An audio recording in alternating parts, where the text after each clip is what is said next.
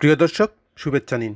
আমরা ইতিমধ্যেই নতুন সফটওয়্যারে বৃত্তিপ্রাপ্ত শিক্ষার্থীদের তথ্য এন্ট্রি করেছিলাম, কিন্তু আমরা আদৌ জানি না আসলে সেই এন্ট্রিকৃত তথ্যে কোনো ধরনের ভুল আছে কিনা। কিন্তু আমার এই আজকের ভিডিওটা দেখলে আপনি সহজে আপনার স্টুডেন্টের কোনো এরর রিপোর্ট আছে কিনা, অর্থাৎ যে সকল তথ্য আপনি এন্ট্রি করতেন সে সকল তথ্যে কোনো ধরনের সমস্যা আছে কিনা। যেমন ধরেন আমি এখানে দেখাচ্ছি স্টুডেন্ট এরর রিপোর্ট, এখানে একটা এরর টাইপ ইনবিল্ট দেখাচ্ছে, আর বলছে কারেন্ট ভ্যালু হচ্ছে কি নাবিলা সুলতানা রুবা, অর্থাৎ এটা হচ্ছে ইনবিল্ট একটা ডাটা। এখন আজকে দেখবেন এই ডাটাগুলো আপনি কিভাবে খুঁজে বের করবেন, কি ভুল হয়েছে, পাশাপাশি সেই ভুলগুলো আপনি কিভাবে সংশোধন করবেন। চলুন শুরু করি।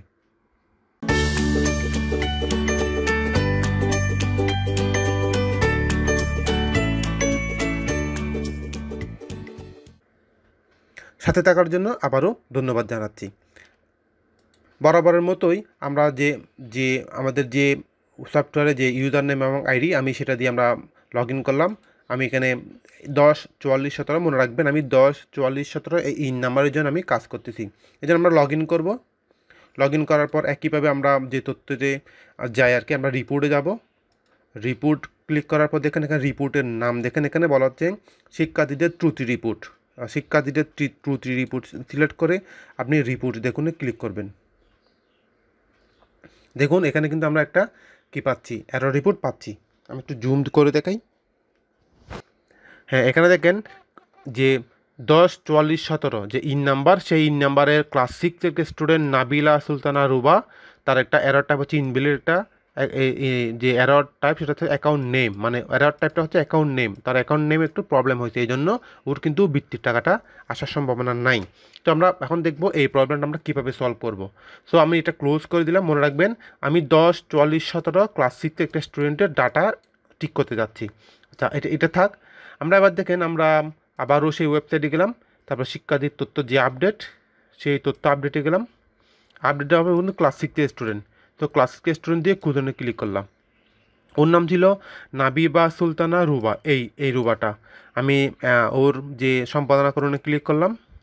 ক্লিক করার পর দেখেন আবার এখানে কিন্তু ইনভ্যালিড কী ছিল ওর অ্যাকাউন্ট নেম। সো আমরা একটা অ্যাকাউন্ট নেমটা একটু চেক করে দেখি, একদম ব্যাংকের যে তথ্য সেখানে। হ্যাঁ গুড, এখানে এবার ওর অ্যাকাউন্ট নেমটা কিন্তু এখানে বাংলায় দেওয়া আছে। আসলে কিন্তু বাংলা অ্যাকাউন্ট নেম একসময় ছিল আর কি, কিন্তু এখন অবশ্যই এটা কি ইংরেজিতে ফিল আপ করতে হবে। তো আমি ওর নেমটা কিন্তু একটু আগে লিখেছিলাম এখানে, সেটা হচ্ছে এই জিনিসটা আমি এই তো এখান থেকে আমি একটু কপি করলাম নামটা। কপি করে আবার এখানে ওর যে ব্যাংকের যে নেম সেখানে আমি পেস্ট করে দিলাম। ডান। এবার আমি সংরক্ষণে ক্লিক করব। মনে রাখবেন এতক্ষণ কিন্তু নাবিলা সুলতানা রুবার ব্যাপারে কিন্তু একটা এরর রিপোর্ট এখানে আসছিল, তাই না? আচ্ছা, সংরক্ষণে ক্লিক করলাম। গুড।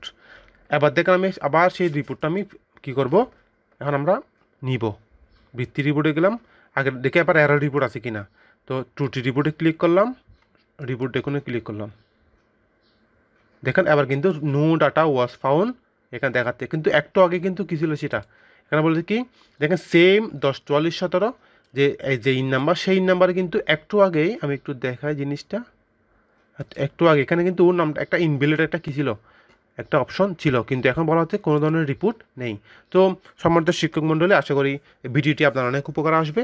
যদি উপকার আসে প্লিজ লাইক করবেন, কমেন্ট করবেন, শেয়ার করবেন, আর অবশ্যই সহকর্মীদের মধ্যে শেয়ার করতে ভুলবেন না। ধন্যবাদ।